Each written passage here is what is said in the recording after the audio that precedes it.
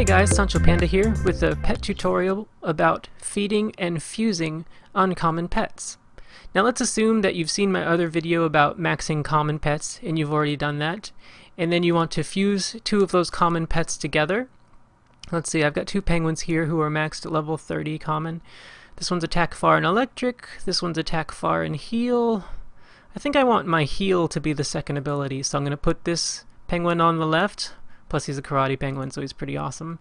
This other penguin is going on the right. And now I'm going to fuse them together, and voila!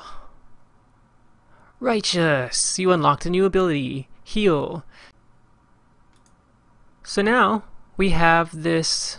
where is it? We have this uncommon karate penguin with an attack far of 30 and a heal of 1.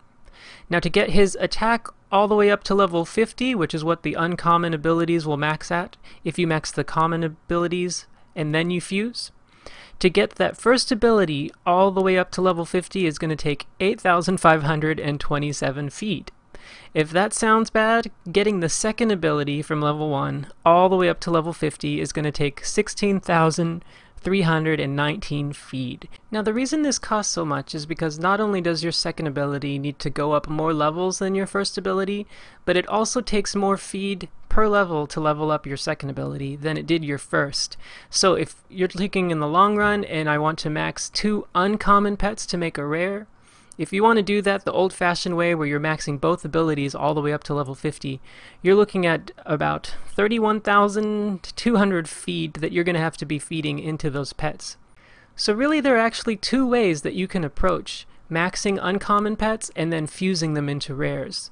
The first way, of course, is to max both abilities to level 50 on 2 separate uncommon pets, but as you can see, my first ability is already at level 50, the second ability still has a long way to go, and fortunately we can check our realm eye to see exactly how much feed we'd need to get this one up to level 50 as well. So let's go ahead and check that out.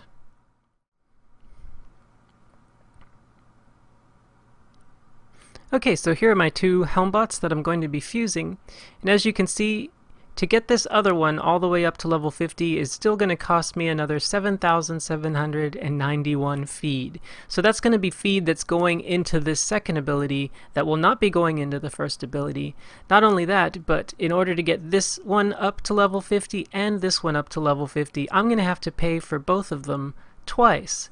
So what I suggest doing instead is this, and I'm actually going to do it instead of just saying it's a suggestion.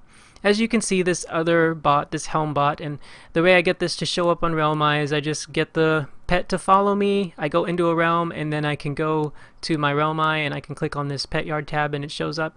I'm going to get this Helm bot up to level 50, and then what we're going to do is go ahead and fuse them, and I'll explain why as we do it. Alright, so our other Helm bot needed 1,127 feed to get to level 50 on his first ability. I'm going to be a little bit lazy and just go ahead and give him 1,150. Bam.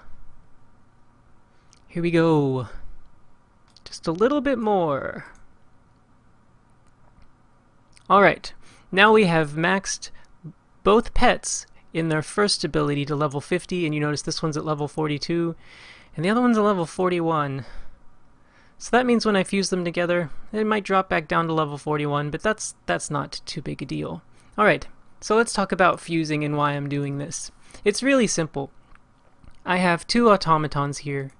One of them is 50 and 41, the other one is 50 and 42. Oh, I'm glad I got enough feed for this after all. Fame for this. I'm going to be fusing these together now because what we're looking at is almost 8,000 feed for this second ability, and then almost 8,000 feed for this second ability just to get them to 50-50 and then to fuse them. So I'm paying the same amount twice, when why not just pay that once for the second ability and then we'll also go back into your first ability. So by fusing them now when I've only got the first ability maxed on both of them, first of all, it's not going to damage the second ability's max level potential because it's only the first ability maxing that determines how high every single ability will be able to go. So since the first ability will be able to go up to level 70, even though I'm fusing before my second ability is max, that one will still be able to go all the way up to level 70. And I think that's something that's important to note, because that means that there's not really a penalty for fusing them early as long as you have the fame to do it. Instead, what we're going to be doing is taking advantage of this fact, that why would I pay twice just to have one more ability up to level 50 when I can fuse these together now? And again, if I've got the fame for it, I can start putting that feed into both abilities. I won't have to pay it twice. And let's say I had 16,000 feed that I could feed right after this. Well, then not only is that going to go into the second ability and get it up to level 50 and then go beyond that with the extra 8,000 feed, but it's also going to take the first ability way past where it would have been if you were waiting to fuse them. I hope that makes sense. It's really kind of hard to explain. I think I'll try and put some more comments on it and try and do some more of the math. But nevertheless, here we go. Transformation sequence, activate.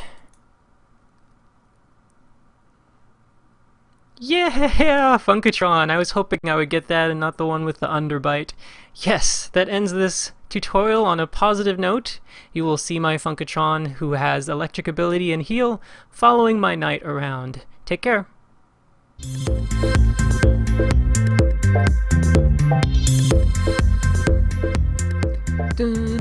Funkatron, Funkatron. Come on and watch TV with us. Come on. Welcome to the group.